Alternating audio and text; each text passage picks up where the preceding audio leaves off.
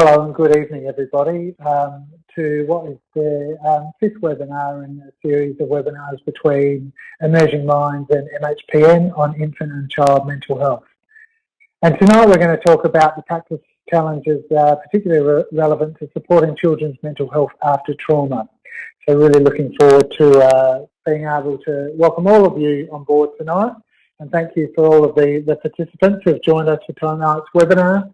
And also we welcome the viewers who are watching this podcast.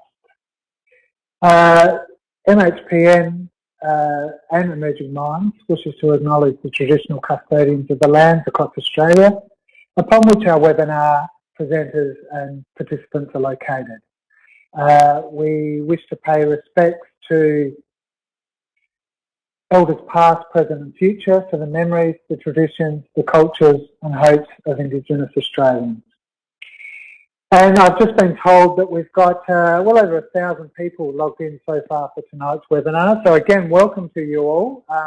Really looking forward to listening to the presenters tonight, and we think that we've got a really interesting and exciting webinar for you.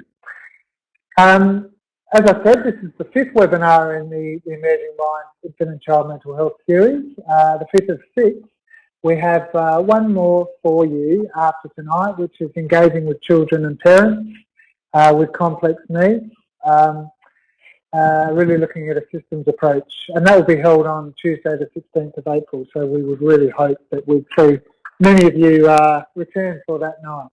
So my name's Dan Moss, and I'm the Workforce Development Manager here at Emerging Minds. I have a history, a clinical background in working with children and families affected by trauma, and so this is a really interesting webinar for me to be facilitating tonight, and as I said, I can't wait to begin.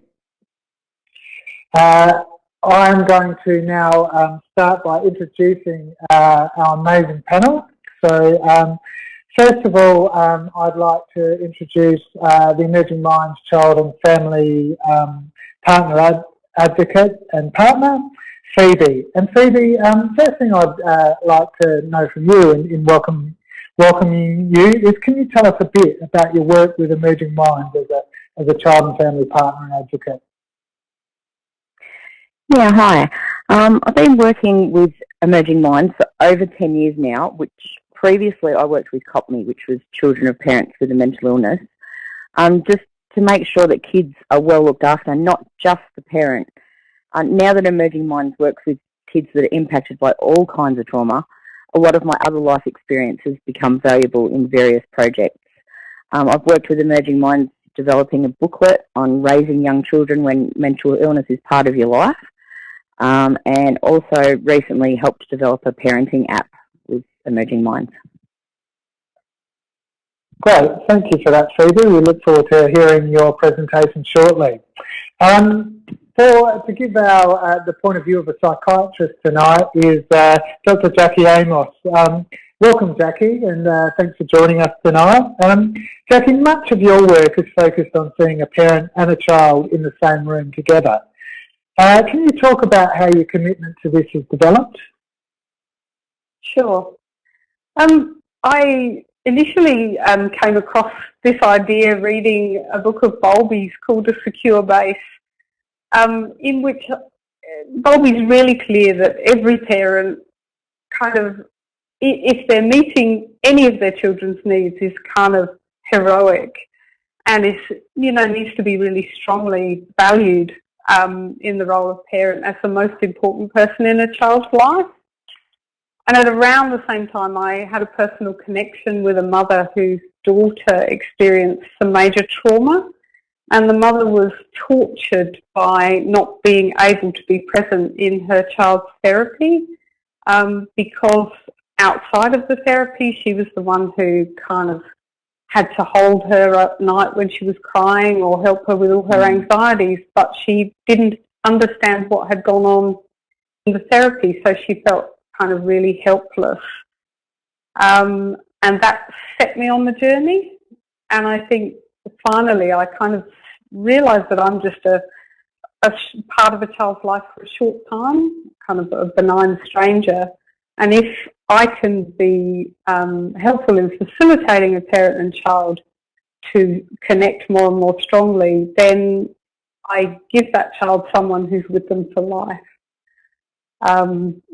you know, and strengthen that natural support. So that's where it all started. Thanks, Jackie. Our final presenter tonight is Dr Sara McLean, who is a psychologist and also a workforce development officer here at Emerging Minds. So welcome. So as a researcher and a psychologist, how would you describe the importance of early intervention in children's recovery from trauma? Well, I guess just purely from a research perspective, I think some of the work that's coming out of the Adverse Childhood Experiences study tells us really clearly about the potential for traumatic life events in a child's life to really change the developmental trajectory of the child. And the flip side of that, obviously, is that we've got an opportunity to intervene early, that we can then change that developmental trajectory as well. So we know that more, the greater the number of adverse experiences, the more likelihood of developing, being vulnerable to mental health concerns, but also physical health concerns, immunological concerns, and other health risks. So it's a really important health promotion in a way to be able to support young people early on in the process and help them to build the resilience and coping skills that they need, not just to get through their current stresses, but it stresses into the future. Great. Thank you, Sarah. So before we get into our presentations tonight, just a little bit about introducing the webinar platform for you tonight. So the chat box is for general chat amongst health professionals in the audience. We will discuss resources towards the end of the webinar, which may help you in your work. If you do have any technical issues, please click the technical support FAQs tab for technical support. And just a reminder for all of you listening in, please, at the end of the webinar's conclusion, we'd really love to hear your feedback, which is loaded under the survey tab at the top of the screen. So our learning outcomes for tonight, through an exploration of children's mental health after trauma, we're hoping that the more than 1,200 of you who are currently logged in will be better equipped to identify the impacts of trauma and adversity on the developing brain and how this might affect the child's behaviour, social and cognitive functioning, to describe effective applications of preventative approaches that can reduce the likelihood of mental health and behavioural concerns developing in children, to identify individual family contexts of children and parents who present to services after trauma, and ways to have helpful conversations, providing ways forward and, importantly, help. So I'm now going to invite our first presenter tonight, Phoebe, who's our child and family partner here at Emerging Minds, to talk a little bit about the case study, which hopefully you've all had a chance to read and view, which is really pertaining to Marissa, who is doing her very best to parent Noah after Noah and Marissa have been through some really tricky situations and challenging situations, most notably experiencing domestic and family violence. So Phoebe, welcome and thanks for joining us. Thank you. So, for understanding Marissa's situation, she's been through a massive trauma. She's been living in the DV with Noah, he's been through it too, and then she's had to escape the DV, which is massive. So now what she's going through is Noah's being bullied, and that's an instant trigger for Marissa to protect Noah from any further trauma in his life. So running from the DV was necessary, and it worked to protect her and Noah. So to pull him out of school instantly and protect him would be first reaction, because she knows that running away from the situation works. She may be feeling guilty for staying in the DV and moving Noah away from his friends and, to different suburbs and different schools. She wants to do the best for Noah. She's his mum and she wants to do the best. So she doesn't want Noah to suffer any more trauma in his young life. And she would be wanting to show Noah that she will protect him and never let anything hurt him ever again. She'd do anything that she can to protect Noah. Supporting Marissa in order to strengthen her, I feel that the more that you praise Marissa as a mother for what she has already done, she's left the DV situation, and acknowledge how hard that must have been for her, and that you can see that she wants the very best for Noah. Just really important to show empathy for what they've been through and just to give them positive messages. Asking Marissa if she has asked Noah if he wants to be homeschooled, just to make sure that it's not just her immediate reactions, and just make sure that we know what Noah is wanting and thinking as well. And ask Marissa whether Noah would like to speak to someone about what's been going on. So just consider hearing from Noah directly as well as Marissa, as child and parent together. Show empathy about the current bullying and listen to Marissa. Listen carefully and be sympathetic and empathetic to her. But you have to sort of be careful not to tell her what to do. After living in a DV situation, and she will feel like she's constantly being told what to do and controlled in her life, and she'll resent it and feel controlled if you just say, well, you should do this. And again, praise her for what she's already done to keep Noah safe, and even keeping him at home for this 10 days that she's kept him at home. It's been good. She's protected him in the short term, but whether that's a good long-term outcome, you could work on further strategies for that. So I believe working with the school would be helpful, knowing that the school has already helped Noah before, keeping him back a year, which was to benefit him. So maybe suggest a meeting with the school to work out about the bullying, and running away from the DV was the right thing to do, of course, but running away from this situation is not always the best thing. The school may be able to support Noah and stop the bullying from happening. Showing Noah's strengths from staying at school and building his self-confidence and self-esteem may strengthen him in the future. Part-time attendance may be another option that the school is willing to talk about with Marissa and Noah. And then linking Marissa and Noah in with local support services, just if you've got a really good knowledge of a place that can link them together, to strengthen them together as a mother and child.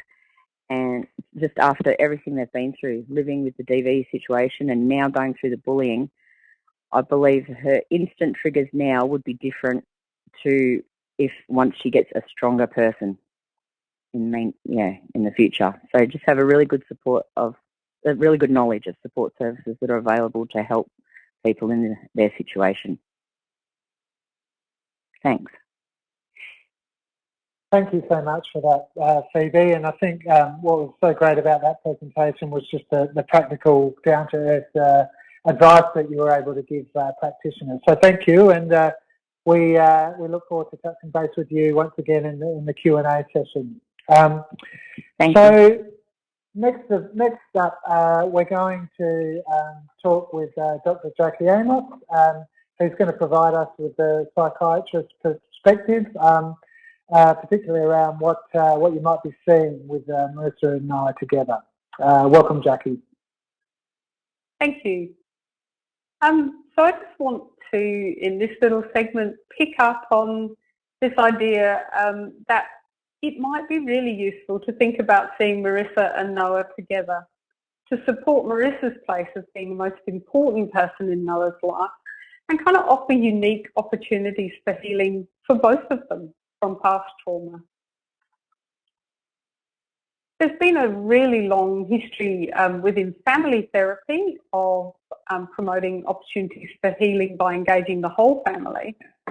And kind of dyadic therapies are routinely offered to mothers and infants and toddlers, but they haven't really been offered routinely yet to mothers and children in middle childhood, which is kind of where Noah is.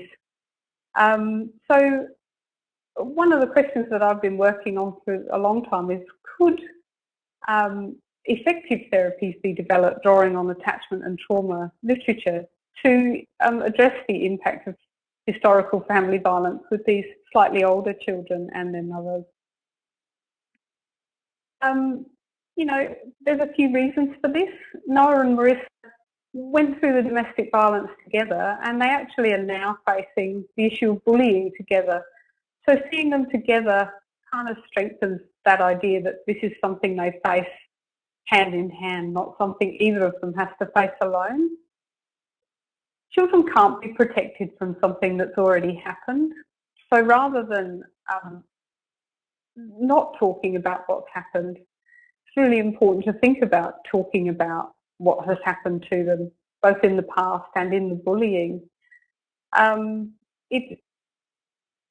It's a really important thing to think about, because if they're managing something on their own, sometimes the muddles and mistakes they make about the past and its meaning can become more problematic without those conversations. Also, family violence tends to isolate people from one another because it tends to stifle communication. So working with two people together can kind of reopen those communication channels. And if you've got the child in the room when you're seeing the mother and vice versa, that keeps the child's perspective really central and kind of maximises the opportunities for corrective emotional experiences between the mother and child. So what might that look like in the consulting room?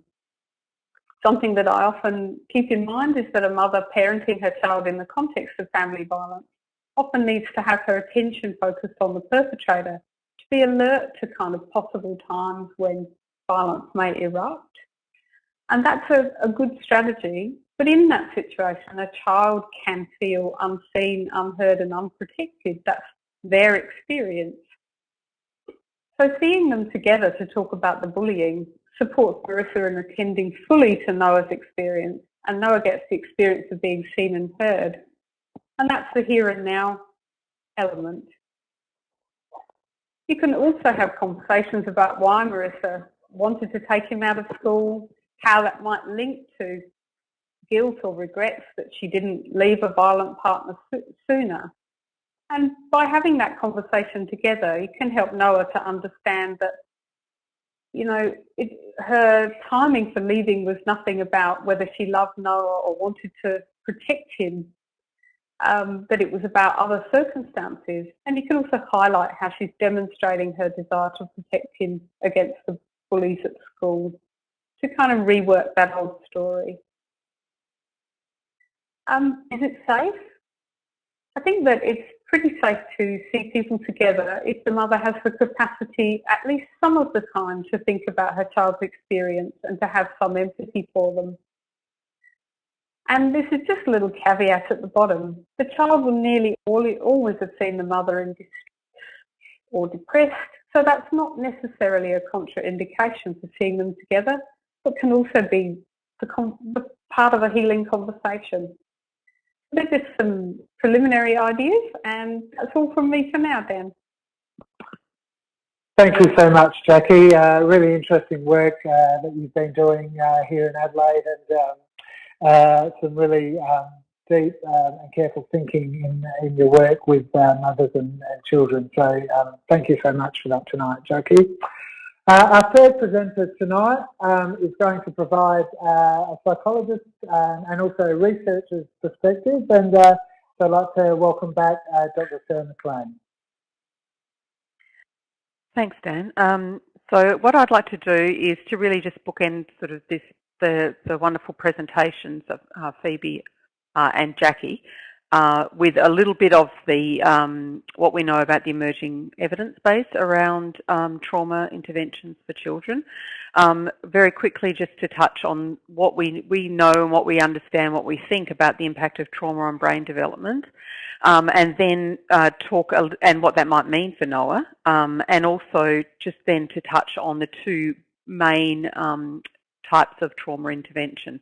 Broadly speaking, the cognitive behavioural approach and the dyadic, or the parent and child together approach, which is what Jackie's just been talking about. And particularly to focus on what we understand to be the effective elements of those approaches.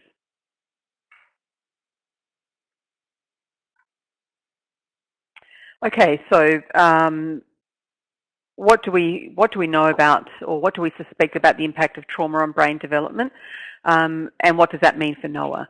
And particularly, what does that mean for Noah's capacity to engage in education, a learning environment that's rich with social interaction and relies a lot on cognitive functioning? So we think that as a result of trauma and early adversity, Noah may have experienced changes to his basic neural pathways, stress regulation, hormones, and perhaps some changes to the way that sensory information is processed as well. And what that might mean for Noah is that he may experience some heightened levels of arousal in a classroom environment. He may have difficulty with maintaining the optimal level of arousal for a learning environment, and he may be challenged by sleep difficulties and nightmares and so on. We also think that he may be, the children who experience trauma may have less efficient cognitive processes, particularly those that rely on working memory, those that rely on attention, and those that rely on executive control, so executive functioning. So the capacity to really to use your memory and keep a task in mind, the ability to transition attention from task to task, to divide attention, to focus attention, and so on. So those have obvious implications for Noah in the learning environment that might make the learning experience more challenging for him. And those kind of functions underpin basic academic skills and also the development of language, which can start to get delayed. And we also believe that at a neural level there may be some differences in the way that social information is processed by young people who've been exposed to trauma, and so that at a neural level they may be more prone to see fairly innocuous or benign social interactions as fearful and also less rewarding. So they may be less motivated to engage in social interactions. What that might mean for Noah is that school refusal might be an easier option than managing this very complex environment. And so I can't go into that too much detail with the time available, but I just wanted to let you know that there are some resources on the resources section of the website, so you can read further about that stuff if you're interested. The second part of my presentation is really just to talk about the two broad approaches to trauma interventions that have a reasonable evidence base at this stage, and that's the cognitive behavioural approach and the dyadic approach. Cognitive behavioural approaches generally target children sort of age 8 on, and dyadic approaches, as Jackie mentioned, typically target younger children. So the dyadic is the parent and child together and working on that stuff. So what are the components? What are we looking for in effective trauma interventions? We would hope that a trauma therapist would be engaging in psychoeducation. That's explaining to Noah what has been the impact of trauma, what trauma does to a child, how it makes them fearful, how they were very clever in coping with trauma. We might talk about how avoidance maintains fear, and how the best way to tackle fears is to break off little chunks and fight the fears one step at a time. So that an evidence-based cognitive behavioural approach will incorporate an exposure technique, where exposure means facing fears basically, but in the context of a very safe and nurturing therapeutic relationship and in a very structured way. So just managing the level of arousal that comes from that. And that gives them an opportunity to reprocess some of the traumatic memories, what he was thinking, what he was feeling, how his body reacts, what sense he made of that trauma experience. And they would also involve some cognitive reprocessing, so basically meaning making. So Noah at some stage would have made some sense out of his experiences, and so the trauma therapy is an opportunity to unpack that and really change his focus maybe from victim perhaps to a very resourceful child that's sort of survived very fearful events and so on. So, and a part of cognitive behaviour therapy will also be about building emotion management regulation skills and coping skills, unpacking problem-solving skills, like, for example, if he's school avoiding, what are some of the other ways that he could tackle that problem if school's a yucky place? And Phoebe talked a little bit about some of those strategies, which were really good ideas as well. Once again, we'll provide some resources on this as well that you can read further about if you're interested. So. And the second body of evidence-based interventions are the dyadic interventions, and Jackie has described those beautifully.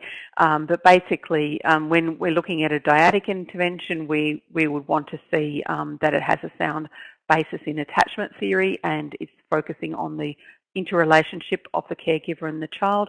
We would like to see how the narrative of trauma is unpacked and explored in terms of the impact on the mother and child relationship. That dyadic intervention would look at parental co-regulation. It would look at reflective function on the parent. It would perhaps look at parenting skills as well, and give some coping skills and affect tolerance skills as well. And look to really build the family social connections. So once again, there'll be some resources on the webpage about how to learn more about dyadic interventions. And I'm going to skip through the next slide in the interest of time, which are some of the considerations about choosing a trauma intervention. But we could perhaps come back to that in question time if there's an opportunity. So thank you, Dan. Thank you, Sarah, and thanks to all of our three panellists for such incredibly insightful and considerate practice tips. So thank you very much. So we're now at the Q&A session part of tonight's webinar, and we've got almost 1,400 people currently logged on, and lots of really interesting information being exchanged in the chat room. So thank you very much for that, and we're now going to try to answer as many of your questions as possible. And Phoebe, firstly, I'd like to ask you, because there's been lots of comments around how your presentation particularly stressed the importance of not telling Marissa what to do, of empathising with her situation and asking her questions rather than coming, I suppose, from a more expert kind of position. Can you tell us from your own experience of a time when you've met with a professional who demonstrated those kind of ethics by being curious and very parent sensitive, while also maintaining a sense of child focus in their practice?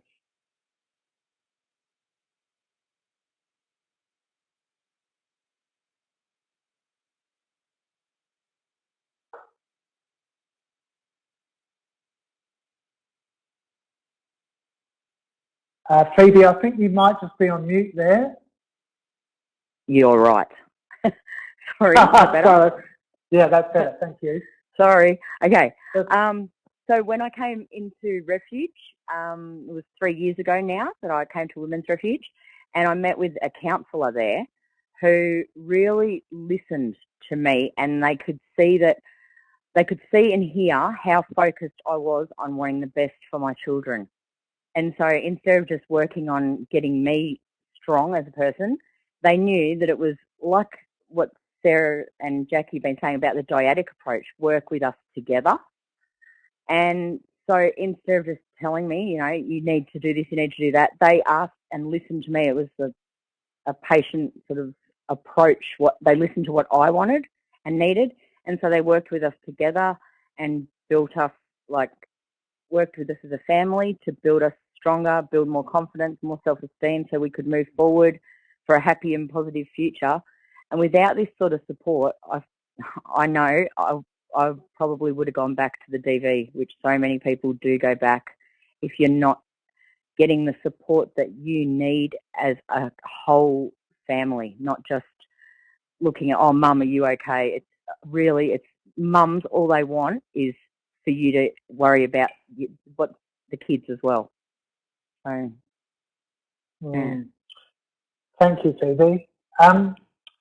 Jackie, I've got a question from you, from Jackie, who asks, regarding having both a parent and a child in a session, how do you assist both the parent and the child to process the trauma from each of their perspectives while giving priority to child's needs?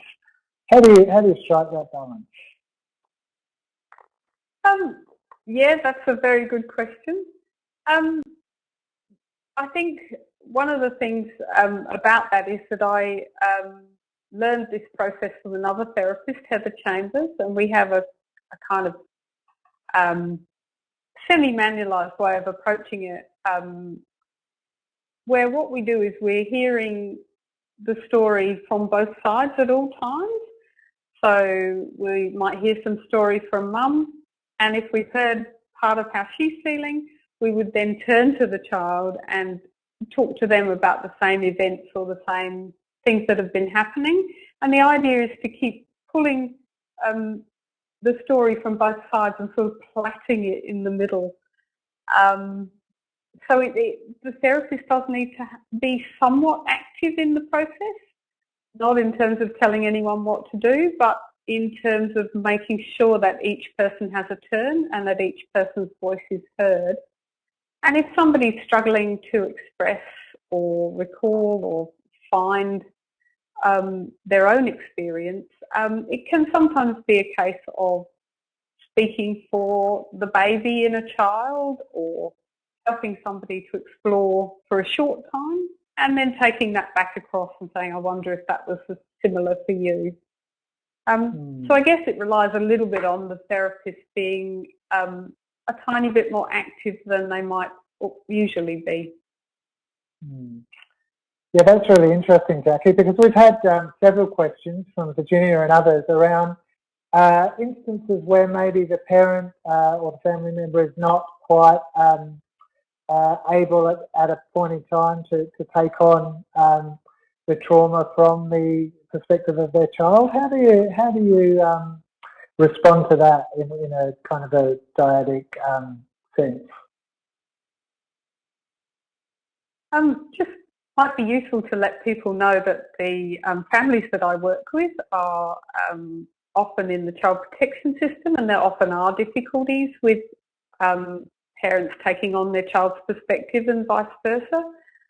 Although the child doesn't need to take on the parent's perspective, it's sometimes helpful for them to understand where a parent may be coming from. I think that some of that is in the preparation and the contracting. So we might do a bit of work with the parent on their own first, examining the trauma from their perspective so that they're less reactive. Also examining intergenerational patterns so that they understand that whatever it is that they've done, they've inherited a way of doing things that is automatic and in their bones, and that starts to remove blame and shame. And I think a really key thing is also always looking for everyone's good intentions, even in situations where the actions may have been unskillful. There's often an intent to care. So once you have a parent who's not feeling at risk of being blamed and who is beginning to regulate shame and guilt, they can often take on their child's communications more easily. And it's about making sure that they're not going to feel at any time that they're being made into bad people or bad parents. That's often the thing that you need to remove to allow that hearing to happen. Great. Thank you, Jackie. I know I threw a double-barreled question at you there, but thank you. So Sarah, the next question's for you. And so there's lots of conversation around what is really the best way to discuss trauma with parents of children who have experienced that trauma. Okay, so I guess assuming it's not in a forensic context, like I think what I've found is with parents, typically behaviour can be an avenue or an opening to engage with parents when we sort of start talking about behaviour, some of the reasons behind behaviour, and that gives us an opportunity to start a conversation about trauma. That some behaviour being about escaping bad feelings or feelings of fear. Empathising with parents' experience of trauma as well is often a good way to connect. If you can connect with their experience, and I find often more open to engage, to consider the child's experience. But if you're talking to children, often some of the techniques we might use would be to, especially for children who have a language compromise, is to really offer simple choices when we're talking about emotional content. Were you angry or were you sad? Did you feel safe or did you feel scared? We use visual prompts as well to help a child to navigate that conversation.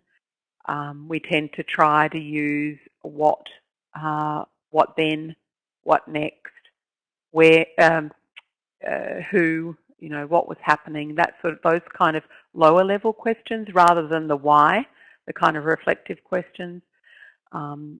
We try to sort of externalize scary things, so we talk about bad things coming along, and so sort of placing those strong emotions outside of the child, which makes it a little bit easier for them to consider talking about that stuff, and normalising their experiences in terms of a lot of kids I talk to feel this way when that happens. Is that what it's like for you? Yes or no? So really engaging by keeping the conversation simple, and being mindful that many kids, the language complexities of counselling is really way beyond where they're actually at, especially if they've just recently experienced stress and trauma. So some of the ideas. Great. Thank you, Sarah. Jackie, a really great question coming from Simone, who asks, how do you support a mother and a child through trauma when perhaps because of a family law court decision the child is still spending time with the father who may be continuing to traumatise or use violence within the home?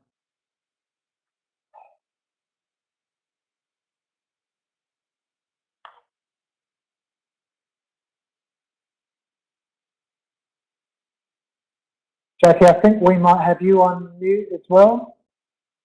Okay, I'm back now. Yep, I was on mute. Okay. Yep. That's a pretty complex situation, particularly in a kind of legislative environment where the contact is court-ordered. I think initially my first thought is that at least if the parent and child who are coming to see you, who are concerned about these things, can have free and open conversations with you about their concerns, about what's happening, about the fears, about mum's comfort and discomfort about having to send the child, where the power in the situation lies around who can say no. That at least means that the child isn't imagining that the parent doesn't care about the situation. I think one of the very early things that you need to do as a therapist is ascertain whether in fact what's happening to this child is at the level that requires reporting to child abuse statutory authorities, because obviously if there's serious abuse happening, that's quite an important first intervention. And that might solve the problem. I think getting legal advice, the family getting legal advice about whether the child does or doesn't have to go, who can make those decisions. Can the mother not send the child? What are the ramifications of that? Is also very important, because as therapists we're not really geared up to answer those questions. And then I think it's a little hard to speculate from there on. It depends on the outcome of a lot of those things. So that would be some starting places, I guess. Great. Thank you, Jackie. Phoebe, a question for you. In your experience, do you think the effects of trauma on children can sometimes be interpreted as behavioural issues? Yeah, I actually don't think they're just interpreted. I actually think that effects of trauma cause behavioural issues. I've seen it with my own children through different situations, and I believe that the trauma, that whether I've kept them in the situation or whether other situations in life have caused them the trauma, that has caused behavioural issues during their life. Thanks, Phoebe. And while I have you, April has asked a really interesting question. What, in your experience, what do you think the role of a GP could be for children who've experienced trauma?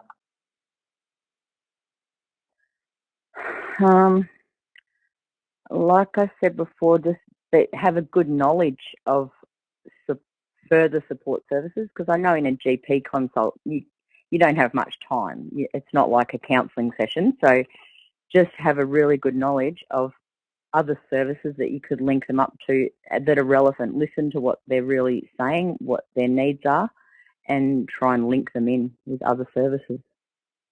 Thank you, Phoebe. So a question for you in terms of your presentation and some of the research that you presented around the effects of trauma. What do you think, and Bree's asked a really great question around this, what do you think are the best ways to open up a parent to information around the effects of trauma? To open up a parent? Yes. Sorry, I'm not sure. So the question really is, what's the best way to be having conversations with parents which get them ready for having these conversations around what might be the short or long-term effects of trauma on their children? Well, I think it's very similar to what I've kind of said already. I think, it's important to empathise with the parent. And I found, and I don't know that this is a research answer. This is more sort of what my experience has been in terms of if we can connect with the parent and help support them to connect with their trauma experience, because often those things go hand in hand, then I think it's a lot easier for that parent then to empathise with a child. And I think all the things that Phoebe has said around not, inadvertently sort of blaming or pathologising, and I think Jackie spoke about this as well, really having a deep empathy for the mother's or the caregiver's position, and then sort of starting from that point. And, you could be curious, for example, about how a past trauma experience has affected or impacted on the caregiver's life, for example, and that kind of maybe can help them to sort of empathise with the child's point of view, if that answers your question. Yeah, it does. Thank you, Sarah. And another question that we have for you is, how can we provide therapy or treatment for children who are nonverbal, and maybe don't have the ability to effectively communicate, but might be exhibiting concerning behaviour? Well, okay, I'm going to sound like a real psychologist here, but and I apologise in advance. But my view is that some behaviour is about trauma, but all behaviour is about communicating something important, and so in a way, it's about understanding the language of that behaviour. So behaviour, and this is, it's always important, but it's especially important if a child is non-verbal. So as a psychologist, what you would do is really sort of hold in mind some of the reasons why children can have challenging behaviour, around frustration tolerance, about lacking skill, trying to communicate something, needing to self-regulate. There's a whole range of reasons. And then what a psychologist would do would really try and unpack when this kind of behaviour happens and what are the circumstances around that. So it's kind of like a diagnostic formulation in a way, but that kind of process is especially important if a child can't communicate with you. And talking with a caregiver around, the kind of conditions under which you get these kind of challenging behaviours. And I think one of the problematic things is that often we think that children, for example, with a disability or children with autism or fetal alcohol, they can all have challenging behaviours, but the conditions around those behaviours look a little bit different. And I think it's problematic to sort of think in terms of a child has trauma or doesn't have trauma, or has trauma or has a disability, because often those things go together. So not all non-verbal children have experienced trauma, but many traumatised children will be living, with a poor communication capacity. So things like visual prompts, things like giving them an alternative way to communicate their frustration, is all very important stuff. So I hope that answers your question. It certainly does. Thank you, Sarah. Jackie, a question for you. Ashley has asked, in your work, do you find that explaining to a child in simple terms the effect of trauma on the brain, do you find that's beneficial to them understanding why they may be experiencing the current difficulties that they're having, for example, with regulating their emotions? Absolutely. I think often they're quite puzzled by their own behaviours, and they're quite puzzled by why they're different to other kids, and they're aware that they're different or that they're responding differently. So I would certainly always consider psychoeducation for children, help them understand in a way that's age appropriate. And I think the other bit of that is helping them understand the meanings they may have made of the trauma, and some of those meanings being accurate and some being muddled also helps them to understand that they're responding in a certain way because of beliefs or meanings they might be carrying that make their behaviour completely understandable if you know their history, but not understandable to others, which helps them with that kind of mismatch between how they understand their behaviour and how others in the wider environment don't understand them. So hopefully that answers that question a bit. Yeah, it's a really interesting answer. And given the child's mother would often be there for that conversation, does that also help her to be able to make sense of currently what's going on for the child? Absolutely, and it's one of the reasons I really like having mothers or parents. It doesn't have to be the mother, obviously, but often it's the mother. Really like having the mother alongside, even if I'm doing quite focused trauma work with the child, because the mother then carries those new understandings into her life with her child. and also can see the child and, you know, how talking about things, how I go about talking about things, that can support them in having the courage to continue the conversations or to make guesses at home. If the child then behaves in a way that we've already spoken about, they can make some guesses that maybe this is happening inside you, or maybe that's happening inside you. How can I help? If the child is beyond that place of being able to share spontaneously. So, yeah. Great. Thank you, Jackie. Phoebe, you gave a really beautiful answer before about a counsellor who had really helped you think about your own experiences and that of your children. But thinking on the other side of the ledger, what might be some of the barriers, do you think, to engaging with mothers like Marissa about their children's needs?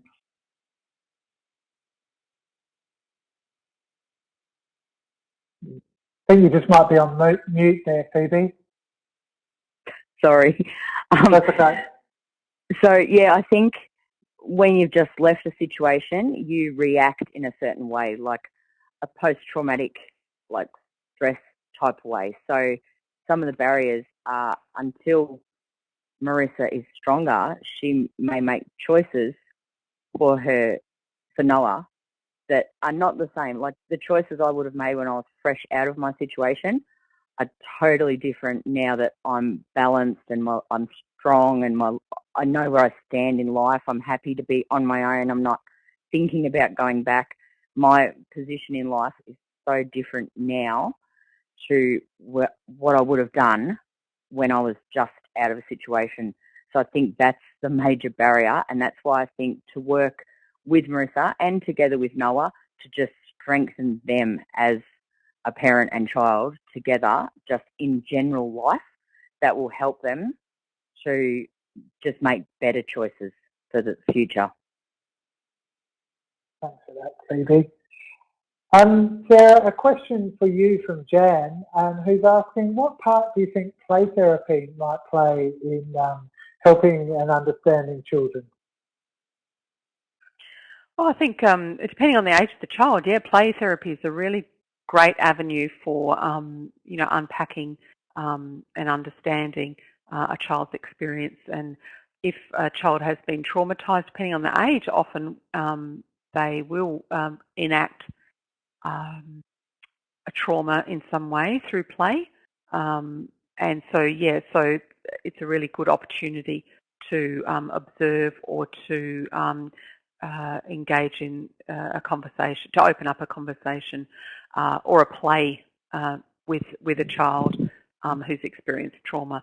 I'm sure Jackie's would like to say something about that as well. Would you, Jackie? Or yeah, definitely happy to comment on that. I think it goes to some of the stuff that Sarah was saying earlier about finding alternative ways to communicate. Play is the natural way that younger children communicate. So it's obviously an excellent way to allow that communication with children where play is their major vehicle. And I think it kind of opens up the question about the increasing interest in arts-based therapies, creative arts therapies generally, and body-based therapies, which are lovely complementary approaches to the more talk-based therapies to allow those communications that you were talking about, Sarah, that come through behaviour to be worked with using a different modality. So I guess what I would add to that is that if the modality fits for the child, then that's a really great approach. And play is certainly really central in the lives of children. And helping parents understand play as a communication can be really enriching for relationships too. And I suppose that act of thinking about child-led play within a therapy session, Jackie, can really help both the therapist and the parent to really kind of take the perspective of the child. Yeah, absolutely. And if you take a child-led play approach for some of the time that you're working with a child, it also gives them a sense of their worlds being terribly important to the adult, because life is usually adult-led. So being able to be in charge and offering your communications to an attentive audience and helping a parent be that attentive audience is can be really, really helpful. I'm a big fan of child-led processes, so that's probably coming through in what I'm saying. Yeah, no, absolutely is. Jackie, we've got a question here which talks about children's experience who may be in out-of-home care and also at the same time processing traumatic experiences. They may have also had placement instability. Within that situation, have you had experience of working with a child and foster parents or carers? Yeah, I've certainly worked with children in foster placements, and I've worked with carers in rotational care situations to try and support children healing from trauma. I think picking up on something that Phoebe said, often in those situations initially it's where it's about kind of supporting both the carers or the foster parents to develop the relationship with the child, and then sometimes kind of adding a trauma lens to that. So I often spend time brainstorming with foster parents or carers about how much do we know about the child's past trauma, can we understand triggers, things that seem very innocuous in the environment that may be carrying different meanings for a child, and kind of trying to make sense of where trauma fits into the current presentation. And then working together with the foster parent and the child to bring those hypotheses to the child and kind of see if they fit. So it's a lot of what I've done in those situations is that linking up past and present in a very gentle way, and at a pace that's manageable. But certainly I still quite like to have foster parents or carers alongside me in the room, because I feel they're the people who need to know about the child and how they respond in the world to provide the most therapeutic care. So I might also just ask you, because I know that you have a long history of working in collaboration with child protection, some of the things you've learnt about working with children in out-of-home care who have also experienced trauma. Sorry, is that for me or not? Yeah, sorry, Sarah, yes. Oh, for Sarah? Yeah, okay. Sorry, technical glitch. So I think the main point I'd like to make is because one of the things we know about supporting recovery of trauma is it's going to be more effective when a child has a sense of safety. Often, sometimes we can, when a child's removed into out-of-home care, they can go into a very safe and stable placement, but they can also be placed in environments where there are other traumatised children. So it's a really, it's a real tension around the difference between being physically safe from harm and then also being psychologically safe. And so how the tensions around how we can support that experience of psychological safety for kids, which as a foundation for their recovery once they're living in care. Yeah. Right. Thank you, Sarah, and thanks for all the fantastic questions that we've had coming through tonight. We've had many great questions which we haven't been able to get to all of them, but they've really generated some really thoughtful responses from our presenters as well. So thank you for your contributions. We'd also like to thank everyone who's contributed to the chat room tonight, which has been facilitated by Joss, and there's been some really great questions and themes that have come out of that. So I think tonight again has generated some really proactive solutions to what are some really challenging practice problems. So I'd now like to invite each of our three panellists just to spend a couple of minutes just summing up in terms of what has really stood out for them during both the presentations and the Q&A sessions during tonight's webinar. So Phoebe, if okay, I might invite you just to kind of share some final observations with us regarding this particular topic. Some of the things that Sarah and Jackie have both said, it's made me think, wow, I wish that was my psychologist or my psychiatrist when I was going through things. So, yeah, take on board things that they've said because they were really on the ball. And, yeah, I just hope that you've got something out of my presentation tonight and hope it's all been helpful. And thanks for having me here. It's an absolute pleasure. Thank you so much for your contribution tonight, Phoebe. I think that lots of practitioners out there across a number of different sectors and professions will have got a lot out of that. So, Jackie, next up, I'd just like you to, you know, sum up or some brief final thoughts. I think my brief final thought would be to think about the fact that all parents and all children long to have a good relationship, and that with that kind of longing as the motivation, it's worth considering seeing them together and to see if that longing can be brought more and more and more into a lived experience for them in their family.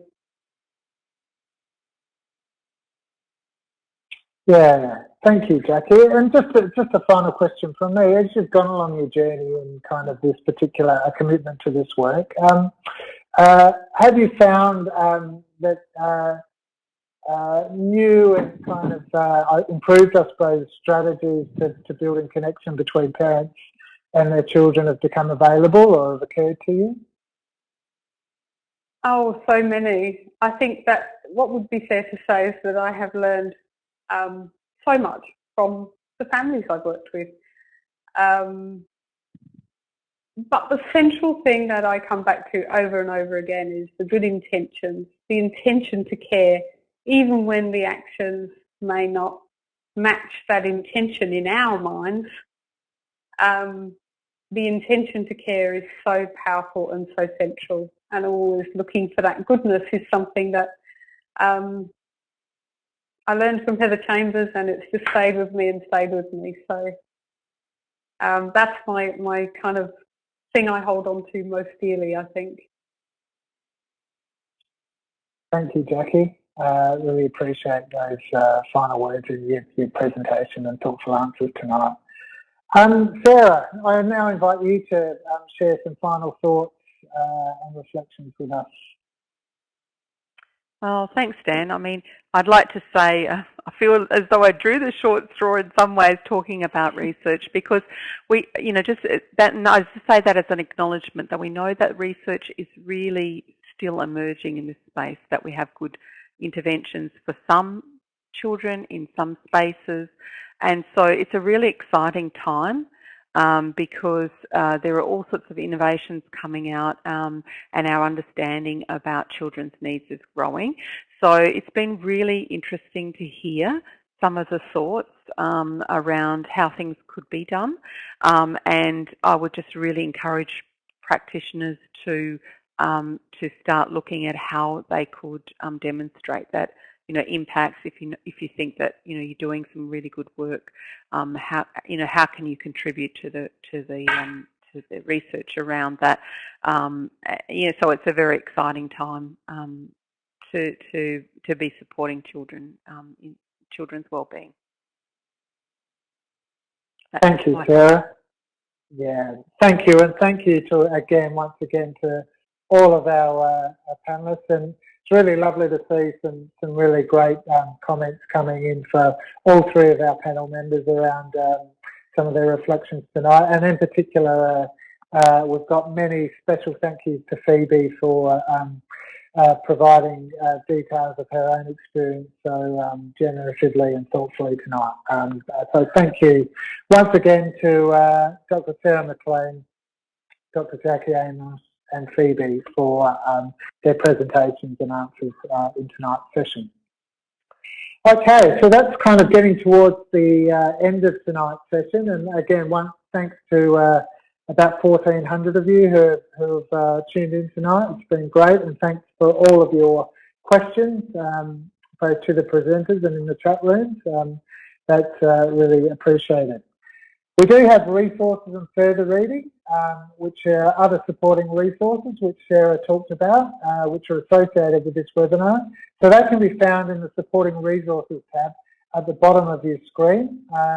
And for more information about Emerging Minds and the suite of trauma-related products that we have, please visit our website, www.emergingminds.com.au. So once again, just a few words about our partnership between MHPN and Emerging Minds.